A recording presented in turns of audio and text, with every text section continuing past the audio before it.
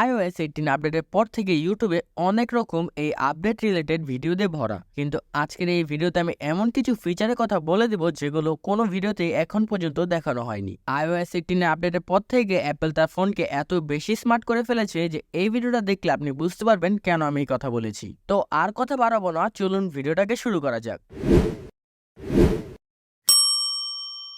iOS 18 এর আপডেটের পর থেকে আমাদের গ্যালারি অপশনে আরো কিছু ফিচার অ্যাড হয়েছে, যার মাধ্যমে আমাদের অনেকেরই সমস্যা হচ্ছে। অনেকেই চাচ্ছে যে এই অপশনটাকে আগের মতো করার জন্য। এর জন্য আপনি সিম্পলি ফটো অপশনে চলে যাবেন এবং সবার নিচে দেখতে পারবেন যে কাস্টমাইজ বলে একটা অপশন আছে, সেটাই সিম্পলি ক্লিক করে দিবেন। এইখানে আপনি দেখতে পারবেন আপনার অনেকগুলো অপশন এখান থেকে সিলেক্ট করা আছে। আপনি সিম্পলি সবগুলোকে আনসিলেক্ট করে দিবেন শুধু অ্যালবাম আর ইউটিলিটিস বাদে। তারপর আপনি দেখতে পারবেন আপনার ফটো অপশনটা আগের মতো হয়ে গিয়েছে। এক্সট্রা যে ফিচারগুলো বা অপশনগুলো ছিল সেগুলো ভ্যানিশ হয়ে গিয়েছে। আপনি চাইলে সেগুলোকে আবার সেম ভাবে আনতেও পারবেন। তো চলুন দেখা যাক পরের ফিচারটি। এই ফিচারটির মাধ্যমে আপনার ফোনটাকে যদি কেউ ট্র্যাকিং করে থাকে তাহলে আপনি খুব সহজেই সেই হাত থেকে বাঁচতে পারবেন। এর জন্য আপনি সিম্পলি আপনার ফোনের সেটিং অপশনে চলে যাবেন, এরপর ওয়াইফাই অপশনে চলে যাবেন। এরপর আপনার ফোনে যে ওয়াইফাইটা কানেক্ট আছে সেটাই সিম্পলি ক্লিক করে দিবেন। এরপর আপনি দেখতে পারবেন এখানে প্রাইভেট আইপি অ্যাড্রেস নামে একটা অপশন আছে, সেটাই ক্লিক করে দিবেন। এরপর দেখতে পারবেন সেখানে রোটেট নামে একটা অপশন আছে, সেটাই ক্লিক করে দিবেন। এর মাধ্যমে কি হবে? এর মাধ্যমে হবে যে আপনার আইপি অ্যাড্রেসটা আছে সেটা কন্টিনিউয়াসলি চেঞ্জ হতে থাকবে, যার মাধ্যমে কেউ আপনাকে ট্র্যাকিং করতে পারবে না। আর নিচে যে লিমিট আইপি অ্যাড্রেস ট্র্যাকিংটা দেখতে পাচ্ছেন সেটাকে অন রাখবেন,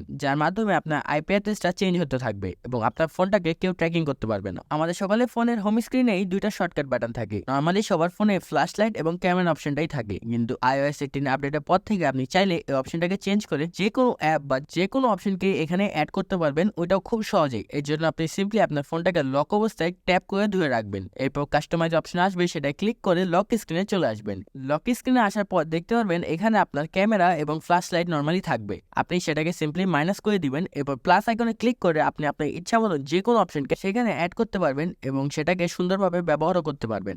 iOS 18 এর আপডেটের পর থেকে আমরা অনেকেই দেখেছি যে আমাদের ক্যামেরা অপশনে একটা ফিচার অ্যাড করা হয়েছে, সেটা হচ্ছে আপনি ভিডিও করার সাথে সাথে আপনি ভিডিওটাকে পজও করতে পারবেন। এই অপশনের কথা আপনারা সবাই জানেন, কিন্তু আজকে এমন একটা ফিচারের কথা বলে দেবো 90% লোকই এই ফিচারটার কথা জানে না। এই সেটিংটা করার জন্য আপনি আপনার ফোনের সেটিং অপশনে চলে যাবেন, সেখান থেকে ক্যামেরা অপশনে চলে যাবেন। ক্যামেরা অপশনে যাওয়ার পর দেখতে পারবেন রেকর্ড সাউন্ড নামে একটা অপশন আছে, সেটাই সিম্পলি ক্লিক করে দিবেন। এইখানে দেখতে পারবেন অ্যালাউ অডিও প্লেব্যাক নামে একটা অপশন আছে, সেটাকে সিম্পলি অন করে দিবেন। এই অপশনটা ডিফল্ট অবস্থায় অফ থাকবে, আপনি সিম্পলি এটাকে অন করে দিবেন, যার মাধ্যমে আপনি যখন আপনার ফোন দিয়ে যে কোনো ভিডিও রেকর্ডিং করবেন বা ছবি তুলবেন, তখন যদি আপনি আপনার ফোনে কোনো গান প্লে করেন তাহলে দেখতে পারবেন যে ভিডিওটা রেকর্ডিং অফ হয়ে গিয়েছে। কিন্তু এই অপশনটা অন করার পর থেকে আপনি দেখতে পারবেন আপনি চাইলে এখন আপনার ফোন দিয়ে ভিডিও করতে পারবেন এবং সাথে সাথে আপনি অডিও প্লে করতে পারবেন। আগে আপনি আপনার ফোন দিয়ে ভিডিও প্লে করার সময় অডিও গান প্লে করতে পারতেন না, কিন্তু এখন চাইলে আপনি আপনার ফোন দিয়ে ভিডিও করতে পারবেন, সাথে সাথে আপনি অডিও প্লে করতে পারবেন। যে ফিচারটা আমার কাছে অনেক বেশি ভালো মনে হয়েছে এবং ইম্পর্টেন্টও মনে হয়েছে।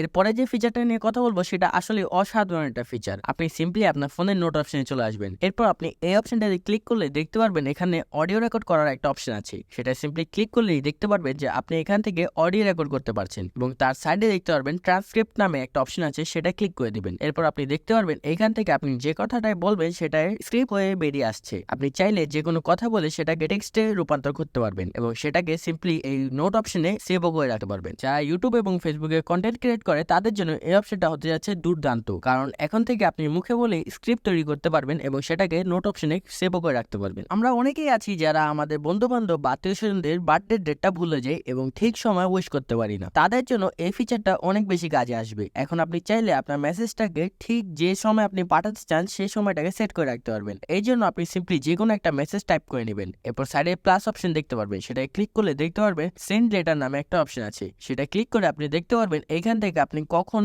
কোন ডেটে আপনি এই মেসেজটাকে সেন্ড করতে চাচ্ছেন সেটা সিলেক্ট করতে পারবেন এবং সিলেক্ট করা অনুযায়ী আপনার মেসেজটা সেই সময় ঠিক চলে যাবে। আপনি যদি আপনার যে কোনো একটা ওয়ালপেপারে আপনার আইকনগুলোকে কাস্টমাইজ করেন এবং তারপর আপনি যদি অন্য একটা ওয়ালপেপারে শিফট করেন তাহলে দেখতে পারবেন সেখানে কোনো রকম কাস্টমাইজ হয়নি। যেমন এখানে আমি আমার আইকনগুলোকে কাস্টমাইজ করছি এবং পরবর্তীতে যখন ওয়ালপেপারটা চেঞ্জ করছি দেখতে পাচ্ছেন যে এইখানে ওই ওয়ালপেপারের সাথে এই ওয়ালপেপারে কোনো কানেকশন নাই, এটার মধ্যে ওই কাস্টমাইজ গুলো হয়নি। তো এর মাধ্যমে আপনি চাইলে একই সময়ে ডিফারেন্ট ওয়ালপেপার বা ডিফারেন্ট হোম স্ক্রিন চালাতে পারবেন। এমনই আরো অনেক ছোট বড় আপডেট নিয়ে তৈরি হয়েছে iOS 18। তো আজকের ভিডিওটা ছিল এই পর্যন্ত। যদি ভিডিওটা ভালো লাগে অবশ্যই লাইক কমেন্ট করে আমার সাথে থাকবেন এবং সাবস্ক্রাইব করতে ভুলবেন না। ধন্যবাদ সকলকে, দেখা হবে পরের একটা নতুন ভিডিওতে।